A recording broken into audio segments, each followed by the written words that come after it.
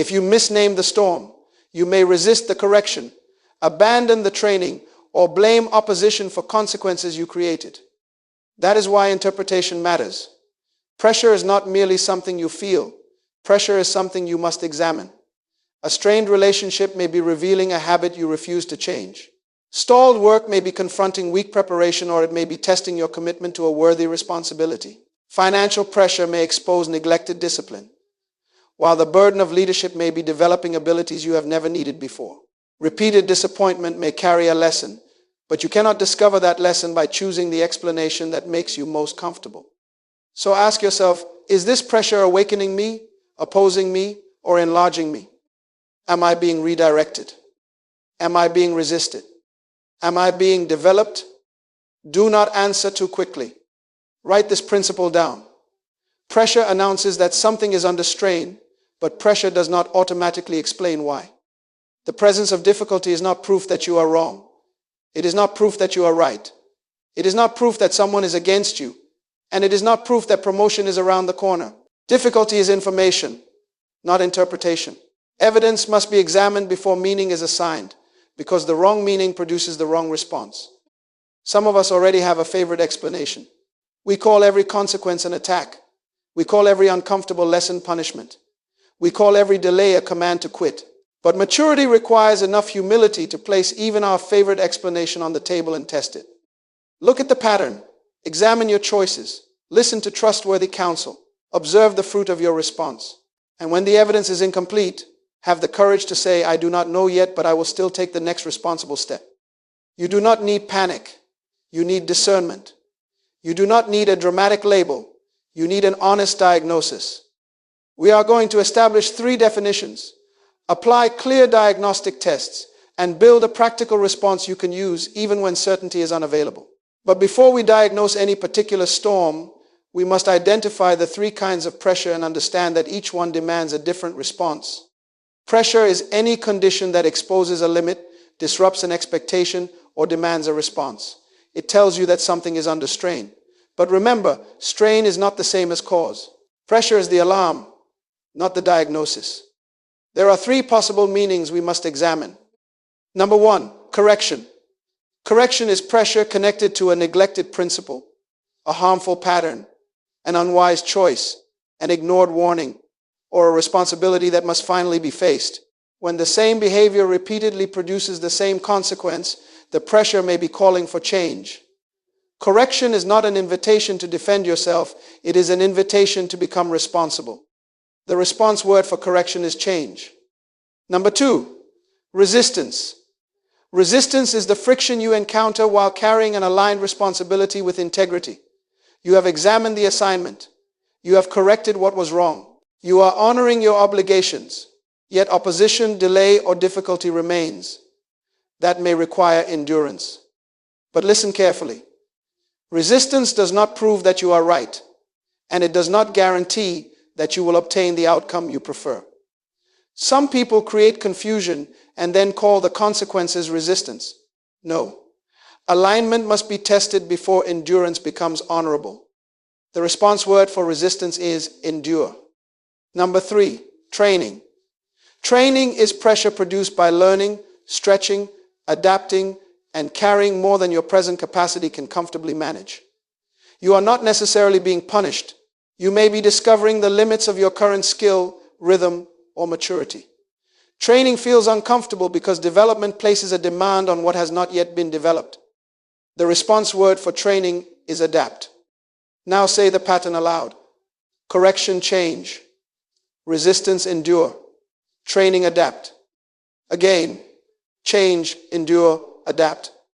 Why is this so important? Because endurance without correction can harden a mistake.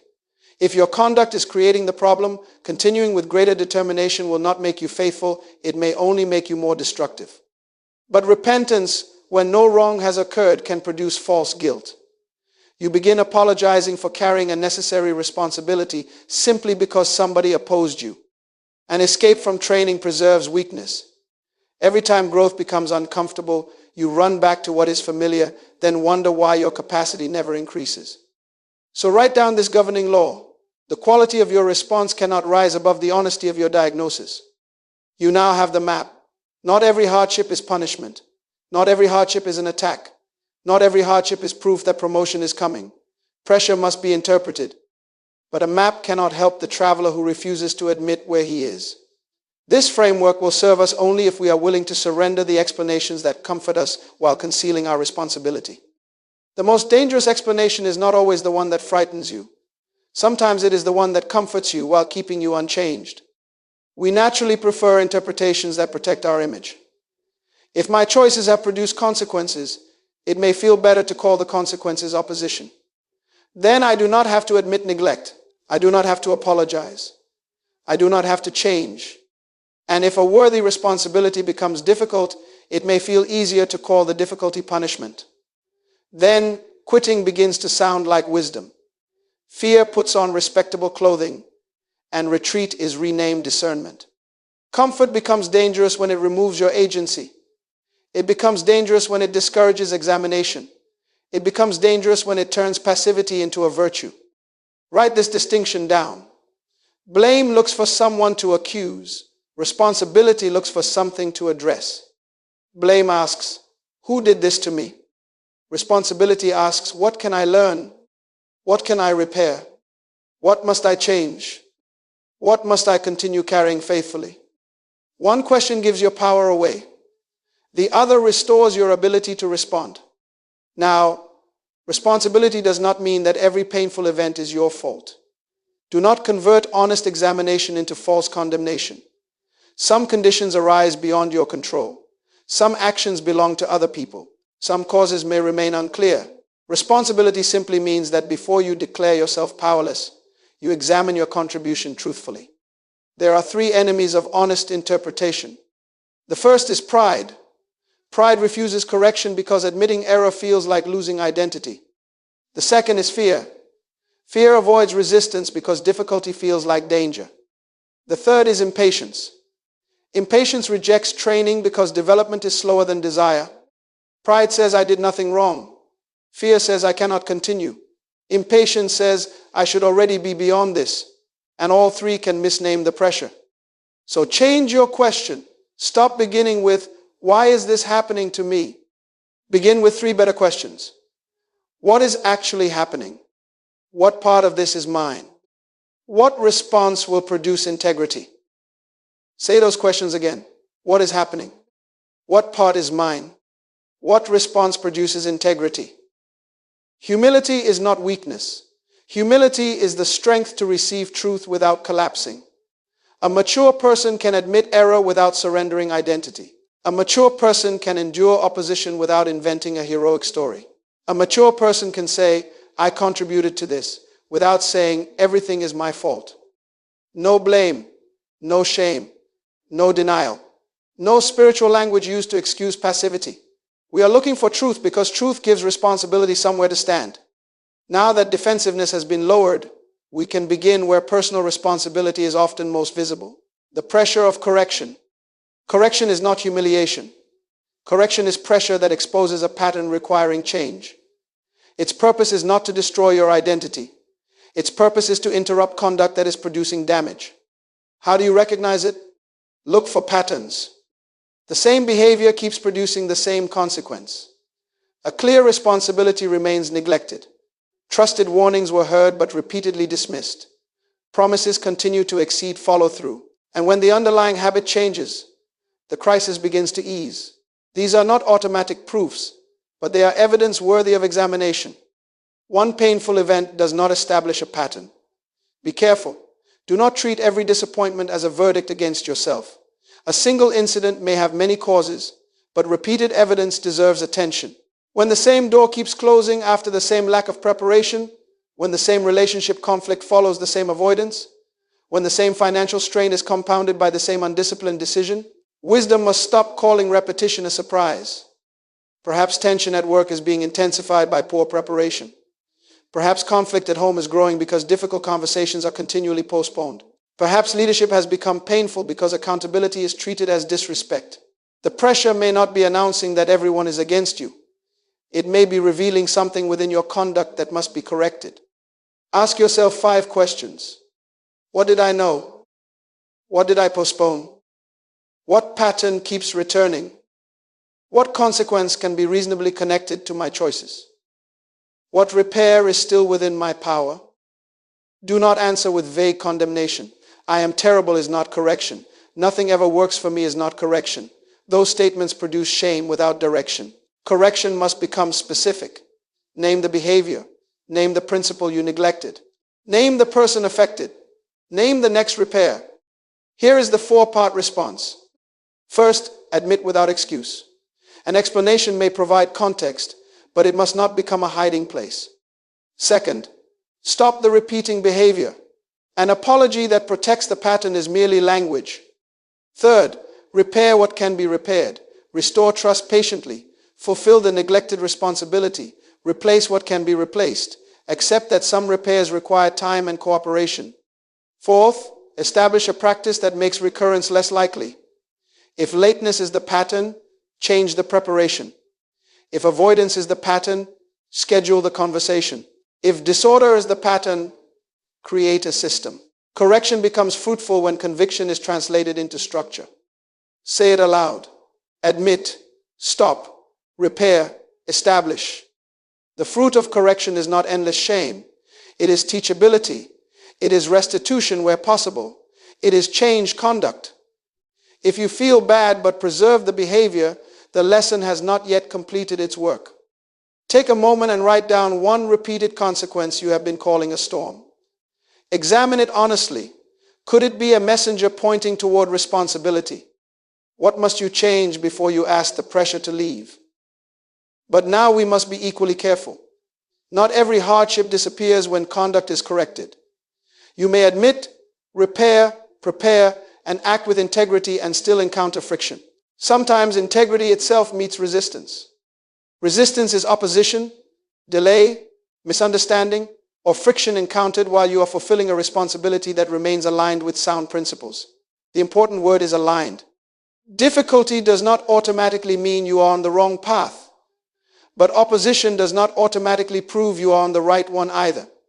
Some people celebrate resistance before they have examined their conduct. They announce, "I am being opposed," when the real issue is poor preparation, broken trust, or an irresponsible method.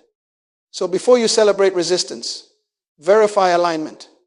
Ask 4 questions. Is the goal responsible? Is the method ethical? Are my obligations being honored? Have I received honest correction where correction was needed? If you cannot answer those questions truthfully, do not call your stubbornness endurance. Conviction is not refusing to listen.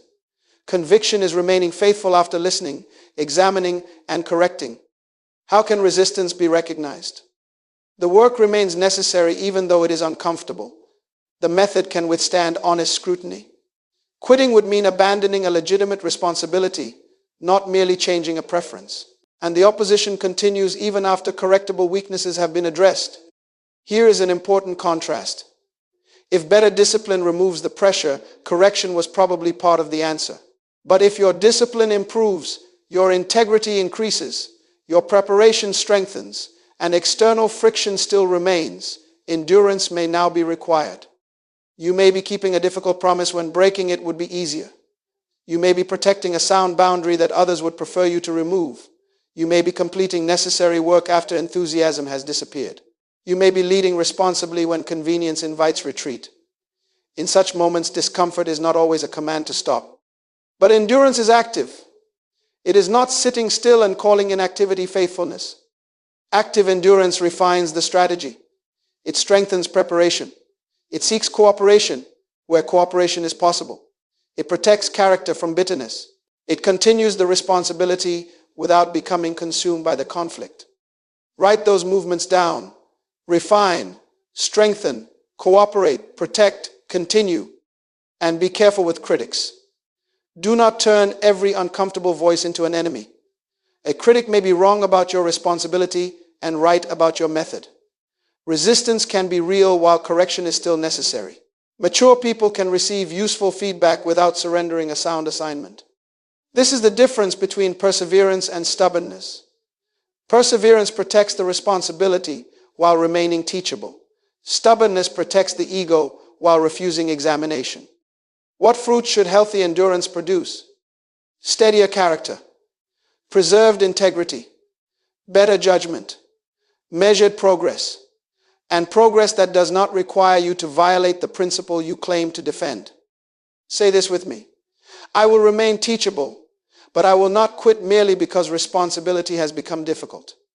I will correct what is wrong, refine what is weak, and continue what is right. That declaration protects you from two errors: romanticizing conflict and surrendering to inconvenience. You do not need to demonize people to remain faithful. You do not need to manufacture a heroic story to endure. You simply need enough clarity to keep carrying what integrity requires. Yet some pressure is neither a consequence to correct nor an opponent to outlast. Sometimes the strain comes from carrying something larger than your present capacity. That pressure is called training. Training is pressure that reveals a present limit and requires new capacity, new skill, a better rhythm, or greater maturity. Correction says something must change because the pattern is harmful.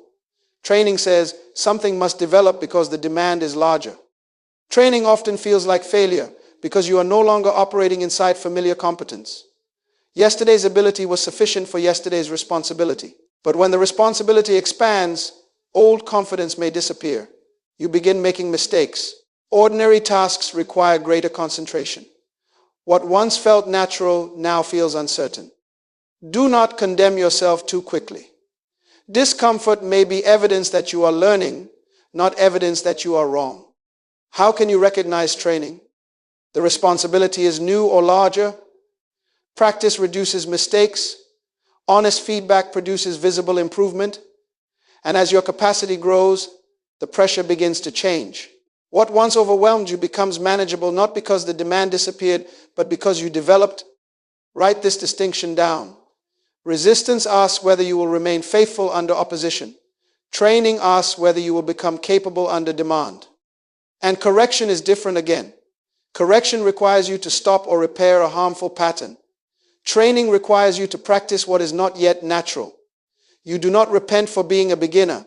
You learn. Perhaps you must communicate with greater clarity because more people now depend on your words. Perhaps your workload has increased and your old habits can no longer organize it. Perhaps you have assumed leadership and must learn to make decisions without controlling everyone. Perhaps financial discipline is new to you. Perhaps consistency in a new responsibility feels harder than occasional enthusiasm. These conditions do not always require escape. They may require adaptation. Here is how adaptation works. First, break the demand into learnable parts. Confusion becomes manageable when the whole is divided into skills. Second, accept beginner discomfort. You will not feel confident before you become competent. Third, obtain instruction. Ask questions. Receive feedback. Observe what effective practice requires. Fourth, practice deliberately. Repetition without reflection can repeat weakness. Practice with correction builds capacity. Fifth, adjust the system. Change the schedule, the method, the support, or the pace, so responsibility can be carried sustainably. Say it aloud. Divide, accept, learn, practice, adjust. Do not abandon a developmental season merely because your confidence has temporarily fallen. Unfamiliarity is not the same as misalignment. Sometimes confidence decreases before capacity increases because you have finally become aware of what the responsibility demands. But remain honest. Chronic overload is not automatically training. If responsibilities are disordered, limits are continually ignored, or an unhealthy method is producing preventable damage, correction may be required. Development does not mean refusing rest, boundaries, or wise adjustment. What is the fruit of training? Increased competence, greater stability, wiser pacing, improved judgment, the ability to carry responsibility without being controlled by it. Now identify one pressure in your life that you have been trying to escape. Could it be asking for a new skill, a better rhythm, more practice, greater maturity? Before you demand a dramatic exit, ask whether adaptation is the next responsible step. Correction, resistance, and training are now clearly defined, but real life does not always separate them neatly. One storm may contain all three at once, And that is why we now need a method for examining the evidence. Real life rarely arrives in clean categories. You can face genuine opposition while also being poorly prepared. You can receive necessary correction while learning a new responsibility. You can be developing capacity and still need to change a damaging habit. So do not force one label onto a complicated condition. Use evidence before interpretation. Write down this 5-step diagnostic sequence. Step 1. Describe the facts without explaining them. What happened? When did it begin? What changed? Who was affected? What can actually be observed? Notice the discipline here. Nobody respects me is an interpretation. 2 agreed responsibilities were not completed, and conflict followed is an observation. Facts give you something solid to examine. Emotional conclusions often mix what happened with what you fear it means. Step 2. Trace the patterns. What choices keep repeating? What warnings have returned? What external barriers remain consistent? Where has practice produced improvement? A repeated pattern may reveal correction. Persistent external friction may indicate resistance. Improvement through practice may point toward training. Step 3. Test your contribution before measuring external opposition. Separate the situation into 3 areas: what you control, what you can influence, and what lies outside your control. You may control your preparation. You may influence a conversation. You may not control another person's decision. Responsibility begins by acting truthfully within the first 2 areas. Step 4. Compare the 3 possible responses. If I change my behavior, what is likely to improve? If I endure with integrity, what legitimate responsibility will be preserved? If I adapt and learn, what capacity could increase? Do not ask which explanation makes you look best. Ask which response best fits the evidence. Step 5. Look for overlap and sequence. Correction may need to come first. Training may follow. Resistance may remain afterward. The categories can cooperate without becoming confused. Imagine someone carrying a demanding new responsibility. Poor preparation causes miscommitments. That part requires correction. The responsibility also demands unfamiliar communication and planning skills. That part requires training. Then, even after preparation improves and skills develop, some people continue to disagree with the direction. That part may require endurance. 1 situation, 3 pressures, 3 responses. The miscommitments cannot be solved by blaming opposition. The unfamiliar skills cannot be developed through apology alone. And principled disagreement cannot always be removed by greater competence. Change what is wrong. Learn what is missing. Endure what remains aligned. Do not search for one dramatic label when several ordinary truths explain the situation more accurately.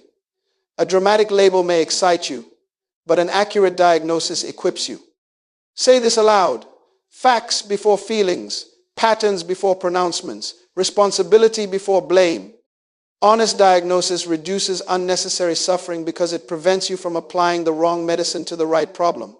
You stop repenting for what requires courage. You stop enduring what requires change. You stop escaping what requires practice.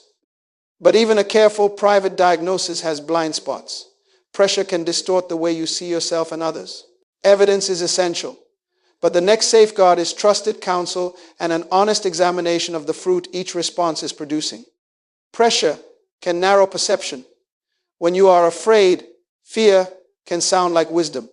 When pride has been wounded, pride can sound like conviction. When you are exhausted, exhaustion can sound like revelation. You begin making permanent declarations from a temporary state of mind.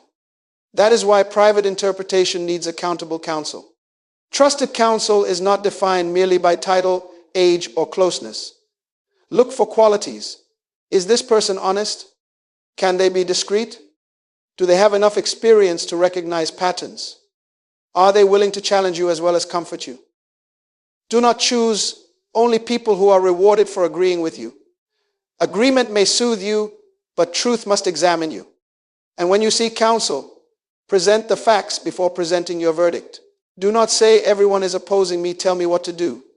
Say what happened, what you did, what others did, what changed, and what patterns you can observe. Then ask, what do you see? That question requires courage because counsel may identify correction where you expected confirmation. It may identify training where you wanted escape. It may identify genuine resistance where fear had produced false guilt. When the consequences are serious, seek more than one responsible perspective. Wisdom is strengthened when independent voices recognize the same pattern without being coached toward the same conclusion. Then apply what I call the fruit test. Every interpretation eventually produces conduct. Examine what your proposed response is producing in your character, relationships, responsibilities, clarity, and behavior. Correction should produce changed conduct and meaningful repair. Resistance should preserve integrity and faithful responsibility. Training should produce increasing competence and capacity. If the fruit does not match the category, re-examine the diagnosis. Immediate relief is not always good fruit. Escape may reduce discomfort today while leaving the underlying habit untouched. You can feel better and remain unchanged. But prolonged pain does not automatically prove that endurance is noble. Stubbornness can preserve a failing method long after wisdom has called for adjustment. Pain is not proof. Relief is not proof. Fruit must be examined. Now write down this discipline statement. I do not yet know the full meaning of this pressure, but I can still choose the next responsible action. Say it again slowly. I do not yet know the full meaning of this pressure, but I can still choose the next responsible action. Uncertainty is not irresponsibility. Uncertainty should slow grand declarations, but it should not suspend faithful action. You can gather evidence. You can repair obvious harm. You can continue necessary duties. You can learn missing skills. You can protect your character while the larger meaning remains unresolved. Humility says, this is my present diagnosis, but I will revise it when stronger evidence appears. That is not instability. That is maturity. Choose counsel over isolation. Choose fruit over appearance. Choose humility over premature certainty. You do not need to pretend that you know everything in order to do the next truthful thing. We have now established the categories, tested the evidence, invited counsel, and examined the fruit. The next step is to consolidate the entire teaching into a practical response protocol you can use whenever pressure arrives. Now we bring the entire framework into 5 movements. When pressure arrives, do not begin with panic. Begin with a process. Pause, observe, own, test, and act. Say them aloud. Pause, observe, own, test, act. Movement 1, pause. Delay the reactive declaration. Delay the major accusation. Delay the unnecessary withdrawal. Emotional intensity demands immediate meaning, but wisdom creates enough space to examine what is happening. A pause is not passivity. It is the refusal to let panic become your interpreter. Movement 2, observe. Write down the facts. When did the pressure begin? What changed? What patterns keep returning? Which responsibilities are involved? What warnings were given? What obstacles remain? What must be learned? What changes have already been attempted? Do not record only what others did. Record your choices, your timing, your preparation, and your response. Movement 3, own.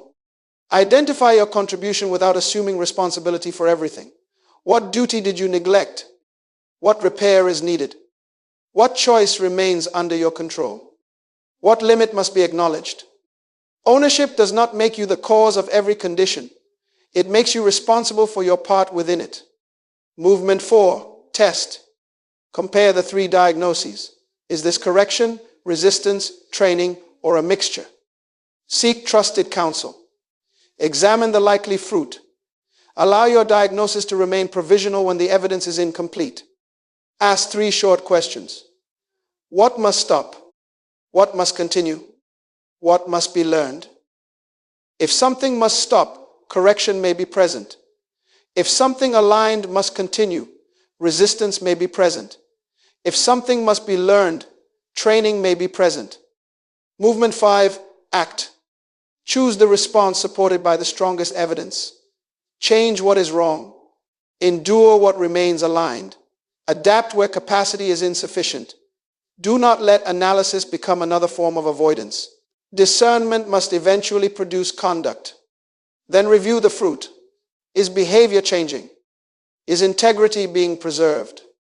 Is competence increasing? Are conditions improving where improvement is possible? If not, revisit the diagnosis. Do not protect an interpretation merely because you announced it confidently. Write this principle down. Wise people adjust the diagnosis when the evidence changes. This protocol cannot control every outcome. It cannot force another person to cooperate, remove every barrier, or guarantee the result you desire. Its purpose is greater than control. It helps you remain responsible when outcomes cannot be controlled. Now choose one pressure in your life. Beneath the word pause, write what reaction you must delay. Beneath observe, write the facts you must examine. Beneath own, write your contribution. Beneath test, write the most likely category. Beneath act, write one responsible step. Name that step now. Not when certainty is perfect. Not when discomfort disappears. What is the next truthful action available to you? The framework is complete. We began with the danger of misnaming the storm. Now we must transform that warning into a declaration of mature responsibility. We began with a warning. If you misname the storm, you may resist correction, abandon training, or blame opposition for consequences you created. But now reverse that warning. When the storm is named honestly, correction can restore what neglect has damaged. Resistance can strengthen your resolve without hardening your heart. Training can enlarge your capacity until yesterday's burden becomes tomorrow's competence. So remember the pattern. Change what must change. Endure what must be endured. Learn what must be learned. Say it again. Change, endure, learn. You are not required to become a frightened victim of pressure. You can become a responsible interpreter, humble enough to examine yourself, teachable enough to receive counsel, courageous enough to preserve integrity, and adaptable enough to develop new capacity. Make this commitment now. I will not blame opposition for consequences my choices created. I will not abandon an aligned responsibility merely because it has become difficult. I will not escape the discomfort required for growth. I will examine the evidence. I will own my part. I will seek counsel. I will test the fruit. And I will act on the clearest truth available to me. Share this framework with someone you trust. Tell them about the pressure you are facing. Do not ask only for comfort. Ask for honesty. Invite them to show you what pride, fear, or exhaustion may have hidden from your view. And now, become quiet for a moment. There may be things you still do not understand. There may be causes you cannot identify and outcomes you cannot control. Surrender the demand to know everything before you do anything. You do not need complete certainty to take the next responsible step. Let this be our declaration. This pressure will not be wasted through denial. It will not be wasted through panic. It will not be wasted through pride, passivity, blame, or premature certainty. Where correction is needed, I will change. Where resistance remains, I will endure. Where training is required, I will adapt. You may not control the storm. You may not understand every reason it came, but you can still choose the response that produces integrity, maturity, and useful fruit. Name the storm honestly. Take the next truthful step, and let your life continue the lesson.